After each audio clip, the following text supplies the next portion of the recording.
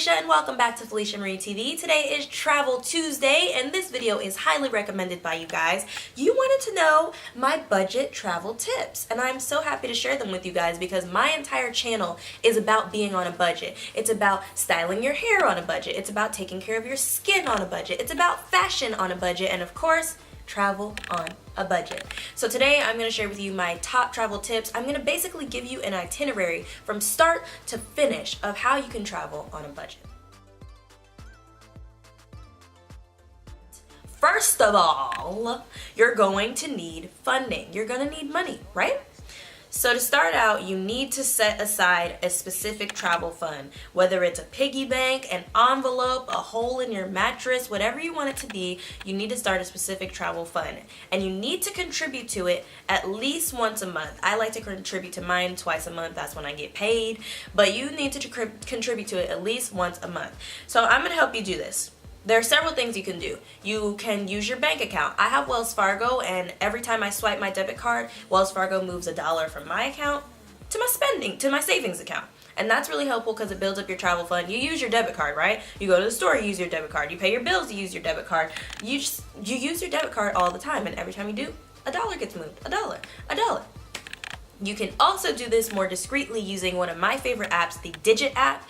I'm not sponsored, I just really like this app. What it does is it hooks up to your bank account, whatever your bank account you want to hook it up to. I have multiple bank accounts. I have my bills, I have my spending, I have my saving, I have my other savings. So you hook it up to whatever bank account you want. I hook mine up to my spending account. And every few days, it moves a small, very discreet amount of money from my spending account. 72 cents, $1. 32 cents. It just moves little bits of money so that you don't even realize it's missing, and then one day you log into your Digit app and you're like, oh, I got $100-something. It's amazing. It's amazing. It's seriously the most helpful app ever. I just like how sneaky it is. It moves the money for you and there's no penalty. When you go to withdraw the money, there's no fees. You do pay $2.99 a month after the first 100 days of use, but that's not bad to me. I don't mind. It's really, really helpful and honestly, it does the saving for you. The best part about having these online bank accounts is it does the saving for you. If you don't like bank accounts, there's some people who don't, I understand that. Take a little bit from your check, your paycheck, wherever you get your money, and stick it, hide it from yourself. Seriously, you won't believe how many times I'm cleaning up my house and I find a jar full of money. And I'm like, what was I doing with this? And now I can travel. Also, this one is for people who are responsible with credit. If you are responsible with credit cards, then this tip is for you. But if you're not, skip right over this, sis. This is not for you. I'm not trying to get you guys in more debt. So what I do is I have a travel card. I have a card where I get points to use for travel. So right now I have JetBlue, I have Discover, I have Chase. When you use these cards, you get points every time you spend. Okay? So let's say today I paid my phone bill. Swipe, I use my JetBlue card. Next billing cycle, once I've paid that balance, that phone bill balance, I get points. I get points for spending money. So what I like to do, and this is not for everyone, if you are not responsible with credit cards, don't do this. What I like to do is I set up my bills to be auto-paid using this JetBlue card. And then at the end of the month, I pay the entire balance off. I pay the entire thing. This is not for people who are trying to sneak and use some of their bill money and only pay half the balance off. You need to pay the entire balance off. And once you pay the entire balance off, your next statement, you're gonna see a bucket load. I mean a ton of travel points. And now you have points to use to book flights. You can book rental cars, you can book hotels. These points get stacked up because you're using it to pay bills that you're going to pay anyways. But this is only for people who are going to pay this money off at the end of the month. If you're not going to do it, it's not for you. It's just not for you, okay? So that is how you get funding for travel. If you don't make enough money to put money aside, then it's time to pick up a second job. If you really, really, really want to travel, you need to start doing things on the side, whether it's a side hustle, selling your handmade soaps or bras or something, or if you go pick up another job, you're like, you know what, I'm gonna work down at the public library and I'm gonna, you know, on the weekends, I'm gonna spend my time saving for my travel. Okay, so now that you have your funding, you need to decide two things. where you're going and when you're going. These are two things you need to decide together because travel varies depending on peak seasons. For example, I would not go to Miami during spring break because I know the hotels are going to be extremely costly. I know it's going to be tons of people packed into one place and the beaches are going to be crowded. So you need to know where you're traveling and when. Miami during spring break is going to be crowded. If you like that, go to Miami during spring break. If you don't, go to Miami another time. Miami's always hot, trust me. Okay, so when you're deciding where you're going, you need to look at peak travel times. For example, Paris is very, very beautiful, but during certain times it is very, very expensive. So you need to go do your research. This is most important. When you're traveling, you need to do your research. I don't know how many times I'm going to say this in the video, but you have to do it. So what you need to do is you need to research. Oh, I want to go to Paris in March. But you need to look, is Paris expensive in March? Is it affordable in March? Is it more affordable in April maybe?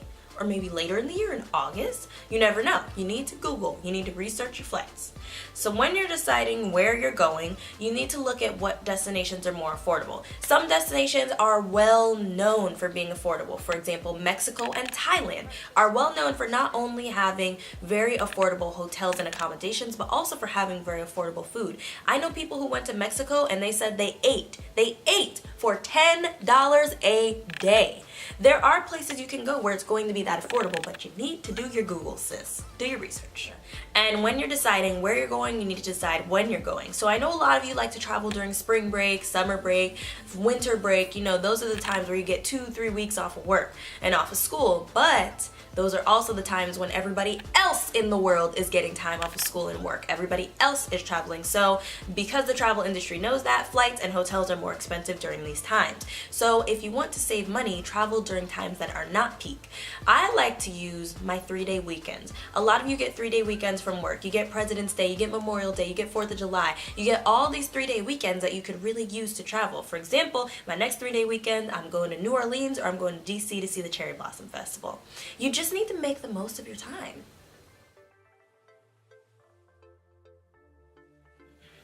Okay, so now you've decided where you're going, you've decided when you're going, and now you need to decide how you're getting there. You could take a plane, you could take a train, you could take a bus, you could take a car.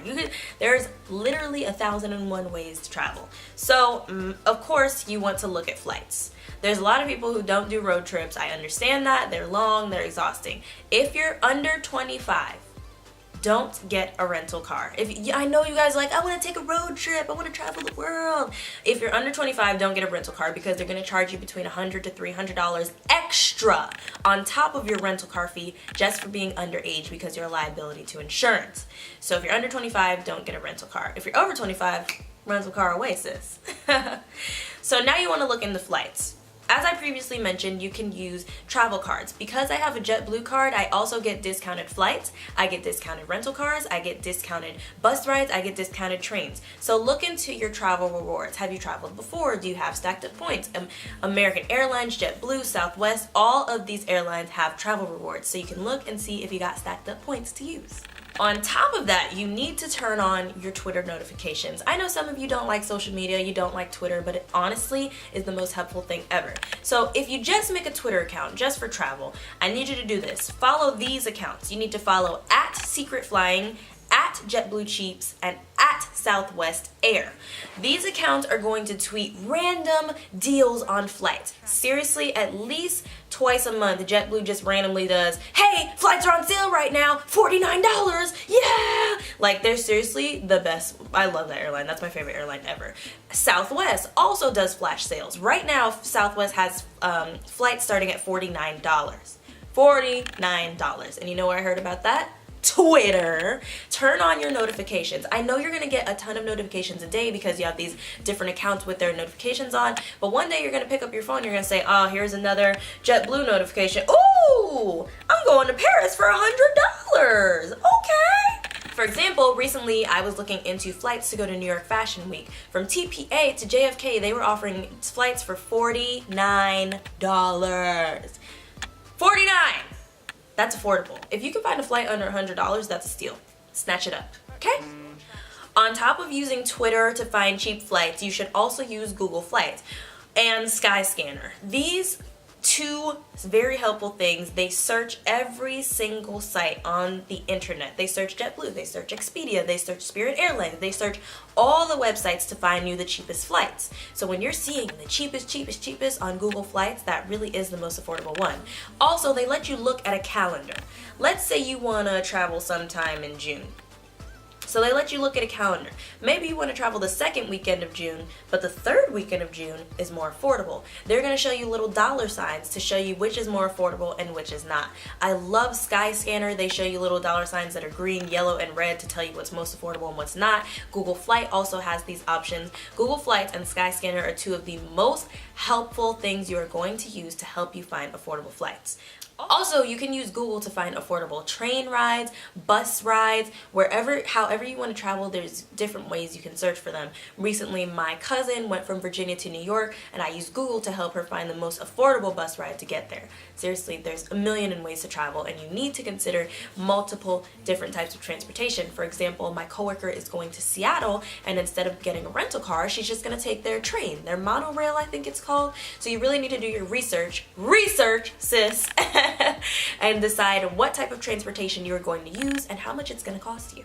Not only do you need to decide on transportation for how to get there, but you also need to decide while you're there. For example, while we were in Los Angeles, there is no way you could have gotten around without a rental car. There's no way. It's just that simple. It's rental car or it's Uber, and they're both going to cost you. So when you go to these destinations, you really need to plan in advance. What am I going to do while I'm there? Okay, so now you've decided where you're going, when you're going, and how you're going to get there. So now you need to decide, where are you staying?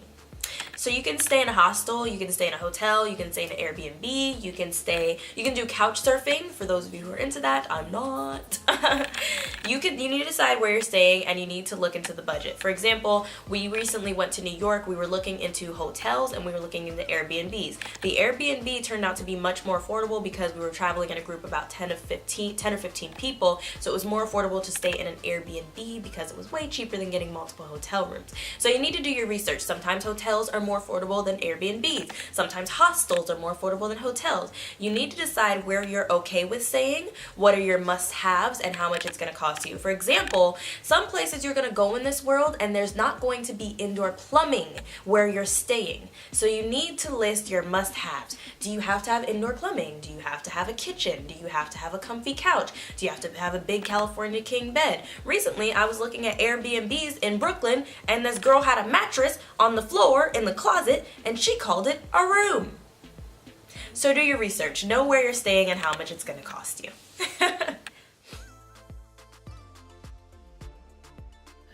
Okay, so now you've spent up a little bit of money booking your transportation and booking your accommodations, where you're going to stay. So now you need to set a spending limit for the remainder of the trip, what you're going to actually do when you get there. For eating, for excursions, maybe you want to go skydiving or cliff jumping or cave swimming or wherever you want to go or what you want to do, you need to set a budget for it. Some people are low-key and they just want to chill out by the pool. Fine, bring you a book and that's fine. But some people like to have crazy excursions, and you need to know the price on that. For example, when I went to the Bahamas, you could do free snorkeling or you could do excursion snorkeling, which means they lead you out on a boat and they tell you where to go to see all the cool fishes and turtles. Now, excursion snorkeling is $150. Yes. There's free snorkeling where you see like little tiny fishes, and then there's excursion snorkeling where you see massive sea turtles and sharks and all this. So you really just need to decide what you want to do and if it's in your budget. And you need to set a limit. For example, most places I go, I set a limit between $500 to $1,000. I know that's expensive, but I want to do some shopping, I want to do some souveniring, I want to do excursions. There's a lot to do and there's a lot to spend.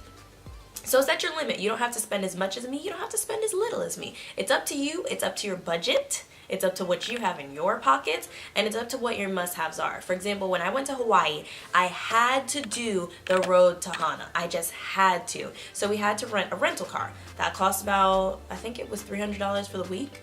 Not bad. You have to get a rental car to do the Road to Hana trip because you have to drive up a mountain. You could also do Road to Hana. You could pay a tour bus to take you up. So it really depends how you want to do things. Do you want to do self-led tours? Do you want to do tourist guide tours? It's up to you, and it's going to be what you choose is going to tell you how much you're going to spend. Do your research. Do your research, sis! You cannot set a budget without doing your research. It's that simple. Okay, so now you've set your budget, you also need to look into eating out. Are you going to eat out or are you going to cook most of the time? When I was in Hawaii, we had a kitchen in our hotel. We had grills downstairs in the common pool area, so you really could do grocery shopping, bring your food back, and you wouldn't have to eat out at all. We like to eat. I like to eat. I'm a skinny girl, but this girl can't eat. And when I travel, I love to try new things. So while we were in Hawaii, we did use the grills, we did grocery shop, but grocery shopping got very expensive. We didn't know in Hawaii, groceries are very expensive. So we went out to get burgers and hot dogs and ended up spending $100-something. That's it. You know, it can get pricey, so you need to do your research. Our grocery store is going to cost you. What's cooking out going to cost you? Do you have to rent a grill at your hotel or your camping ground or wherever you are? Also, when you're eating out, you need to look into what the local eateries are. I know a lot of you like to travel in groups, and sometimes when you're in a group, you bump into people who are like, I only eat at 5-star restaurants. And you know, to each their own, sis, but this girl likes a $3 taco, okay? I love me a food truck. I'm not going to a 5-star restaurant for tacos while I'm in Los Angeles if I can go down the street to Eduardo's food truck and get me 3 for $3 tacos. Like, I'm just not doing it, you know? So you need to decide, especially if you're traveling in groups, where are you going to eat and how much is it going to cost you? I love a food truck, but there's lots of people who don't like food trucks. They call them roach motels? Or roachmobiles, something like that. There's lots of people who won't eat from food trucks, so they won't eat from local eateries. While I was in the Bahamas, I went and ate out of a hut on the beach. I had conch on the beach, and it was delicious. But there's some people who won't do that. So if you're traveling in a group especially, you need to decide where you're gonna eat and how much is it gonna cost. My tactic when I travel with my family, because we usually travel in groups of about 10 or 15, what we do is we eat in twice a day and we eat out once a day. Now this works for some people, but it doesn't work for others. Others want to explore when they go traveling, and that's fine because there's lots to explore. For example, I know in Japan there's lots of street foods to try. There's sea urchin, there's fried scorpion, there's lots for you to try. So maybe you just say, oh, I just want to eat street food all day. And you know, you set yourself a limit because street food is pretty affordable. You set yourself a limit, you said, oh, I'm spending $25 a day on street food. That's fine, that's very affordable. But you need to do your research in advance, okay? Research! Research, research, research. I don't know how many times I'm gonna say that in this video. Okay, so now you need to plan your free and cheap entertainment. So I love going to museums, I love going to botanical gardens, I love just walking in downtown areas. While I was in Los Angeles, I did a lot of just walking around and looking at museums. A lot of them are free in Los Angeles. We went to the observatory, which is free, the Griffith Observatory. There's lots of places wherever you go that are free. So you need to get on your Googles, or you need to get on Pinterest, my Googles, and you need to say free or affordable things to do here. Free or affordable things to do in Chicago, free and affordable things to do in Milan, there's everywhere. You will find so many blog posts and articles telling you free and affordable things to do wherever you're going, sis, wherever you're going. So do your research. Like when we were in Los Angeles, we went to museums. When we were in the Bahamas, we went to Junkanoo Carnival. When we were in New York, we went and walked around downtown. We just, you know, you go to the city, you go to Times Square, stuff like that. There's tons of things for you to do that are free and affordable. You can look them up on Pinterest, you can look them up on Eventbrite. Eventbrite is a very good website, you need to look into that. You can look them up on Instagram. Seriously, sometimes I'll look on Instagram, I'm like, what in the world is going on downtown? Why are there so many hashtags downtown? And you see there's like a festival or like a seafood market or something like that. Just use your social media. Facebook has a great events tab. Use your information, use your resources to find free and affordable things to do wherever you go. And I want to quote from my friend Arthur, who is currently living in Madrid or Brazil. Is he in Madrid? I can't remember. He is currently living out of the country, and he gave me a really special quote specifically for this video. He said, be a local. Ask locals what they like to do and their favorite places to go. And I love this because you can seriously learn so much from people who actually live live there. Like, yeah, you can Google it and you can talk to travel bloggers, but when I was in Bahamas, we would be just randomly on the beach with people and they'd be like, oh, come on down to this cookout, or you know, there's a little fun thing here. Of course you have to be careful, you have to be wary of people, but there's a lot you can learn from people who already live there. They're like, oh no, don't go to that restaurant, that's the tourist restaurant. You need to come to this restaurant where you can get some real Bahamian food, you know? So get to know the locals, be friendly with them. Don't call them locals, they don't like that. Call them by their name, but get to know them and they can really tell you a lot about where you're staying, where to go, where to find good food, where to find good things to do. It's really just, you know, blend in with the people. Take off your Hawaiian shirt and, you know, blend in. Oh, and Arthur's number 2 tip, thank you so much, Arthur, you're so helpful. Arthur says, learn how to say beer in whatever country you're visiting, whatever their language is. I think that's a really good tip, but I would also say learn how to say beer and learn how to say wine, because your girl loves some wine. So you guys, that is my budget travel tips. That is my how to have fun on a budget tips. I really hope this helps you guys, because me, I love to travel. It is one of my biggest goals of the year of my life. I want to see the whole entire freaking world, but I want to do it on my dime. You know, I want to do it so that my wallet isn't boohoo crying every time I come back for a trip. You don't need to be on a ramen and water budget every time you come back from vacation. So you guys, that is my budget travel tips. I hope this helps you guys so much. We love to travel, okay? I really just want to help you guys travel as much as you can, as affordably as you can. If you want to see more videos like this, comment down below. If you have any comment, questions, or suggestions, if you want to give anybody else travel tips down below, please comment. We want to hear all your information. And if you want to see my beautiful face, make sure you like, comment, and subscribe. I make a new video every week. Makeup Monday, Travel Tuesday, Wig Wednesday, and Fashion Friday. And I'm on social media, Instagram, Pinterest, Snapchat, and Twitter. I'm at Felicia Marie TV. Thank you so much for watching and have a beautiful day.